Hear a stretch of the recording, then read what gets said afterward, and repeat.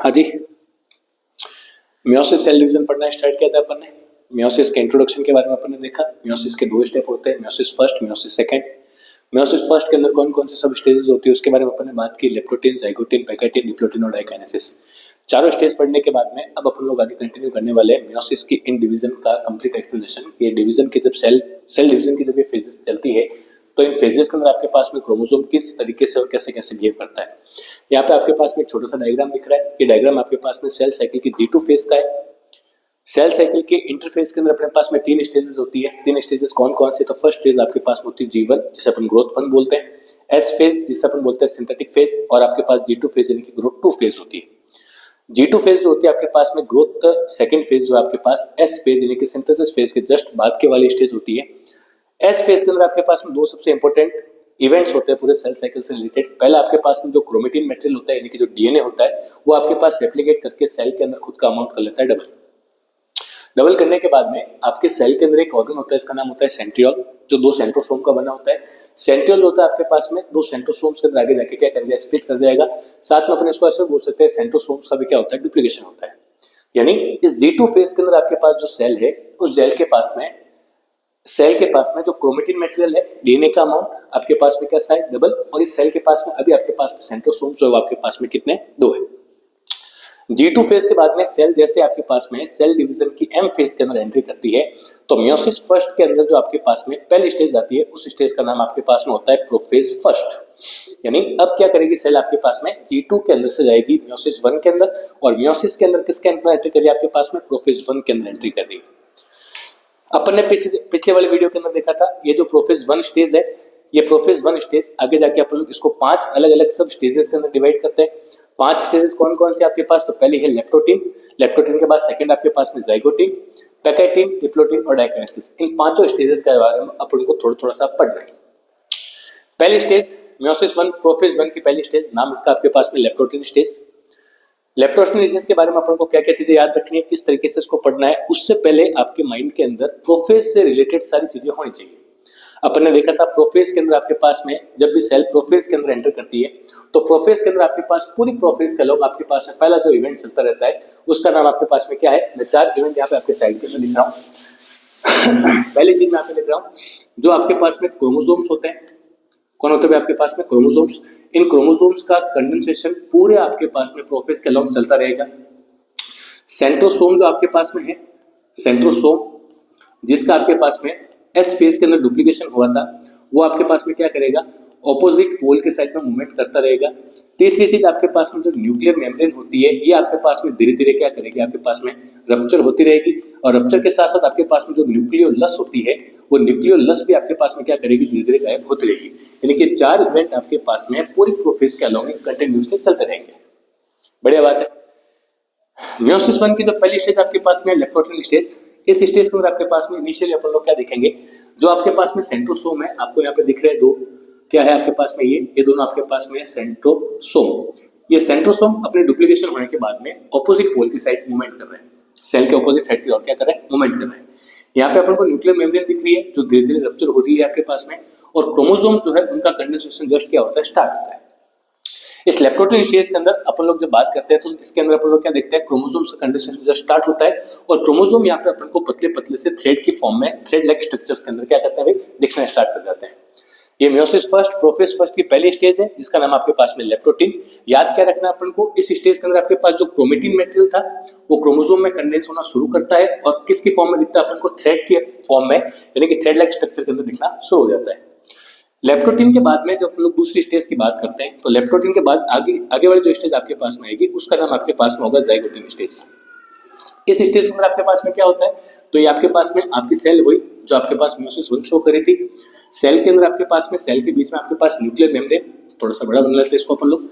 इसको अगर मैं डॉटेड की फॉर्म में बनाऊं तो थोड़ा और बेटर रहेगा। मैं यहाँ पे डॉट डॉट की फॉर्म में क्यों बना रहा हूँ, क्योंकि अपन को पता है पूरे प्रोफेज के अलॉन्ग क्या होता है, जो न्यूक्लियर मेम्ब्रेन होती है वो धीरे धीरे क्या करती है, खुद को रप्चर करती रहती है।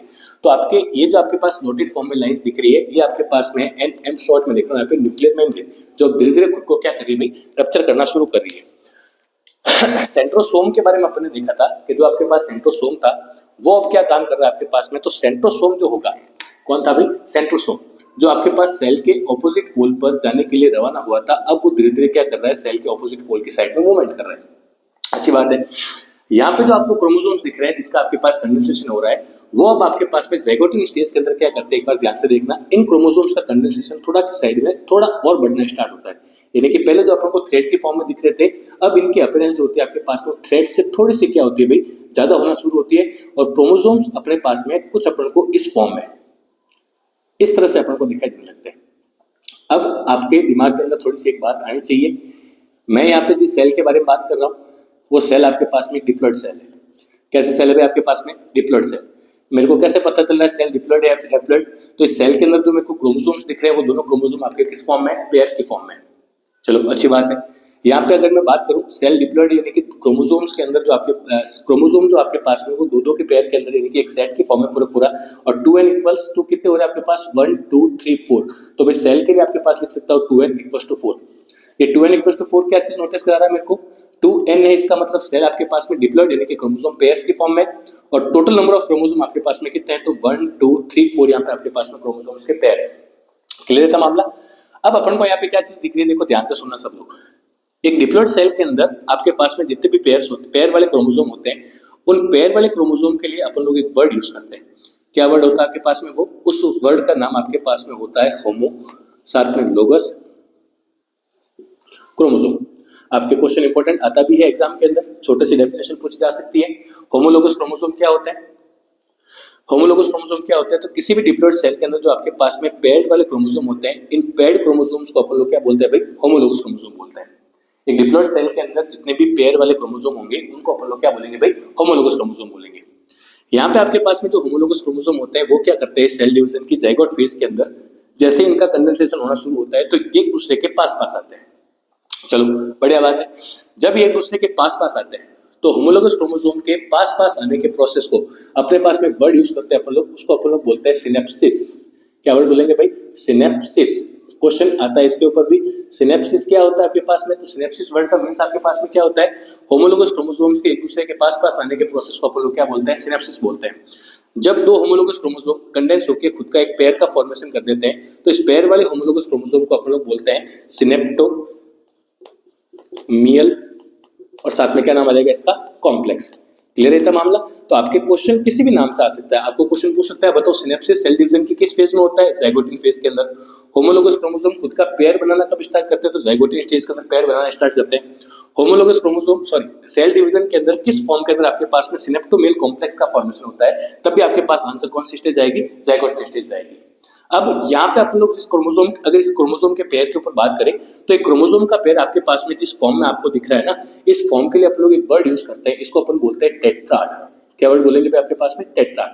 यहाँ पे क्वेश्चन कई बार पूछा गया है कि भाई सेल डिवीजन की किस फेज, मियोसिस फर्स्ट के किस फेज के अंदर टेट्राड का फॉर्मेशन होना शुरू होता है।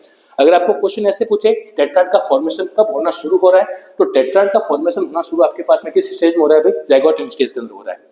नेक्स्ट इसके आगे वाली स्टेज में जब अपन लोग बात करेंगे कि बताओ किस सेल डिवीजन के अंदर टेट्राड का फॉर्मेशन कंप्लीट हो जाता है, तो टेट्राड का कंप्लीट फॉर्मेशन आपके पास में कौन सी स्टेज के अंदर होगा, तो वो होगा पैकेटिन स्टेज के अंदर। क्लियर है मामला। तो ज़ाइगोटिन के बारे में आपके पास में क्वेश्चन पूछा जाता है, टेट्राड का फॉर्मेशन, टेट्राड दिखना कब स्टार्ट करते हैं, तो टेट्राड का दिखना आपके पास में अपीयरेंस होता है आपके पास में किस स्टेज के अंदर, ज़ाइगोटिन स्टेज के अंदर। ये क्वेश्चन आपके इंपॉर्टेंट है, इसके ऊपर क्वेश्चन आता भी है। ज़ाइगोटिन के बाद में नेक्स्ट स्टेज के ऊपर जब अपन लोग जाएंगे तो ज़ाइगोटिन वाली से आगे वाली जो स्टेज आपके पास में है उस स्टेज का नाम आपके पास में है पैकेटिन स्टेज। पूरे मियोसिस 1 के अंदर सबसे इंपॉर्टेंट, अगर मैं सेल डिवीजन के अंदर कोई स्टेज की बात करूं तो सेल डिवीजन की सबसे इंपॉर्टेंट स्टेज मेरे हिसाब से पैकेटिन स्टेज ही होती है।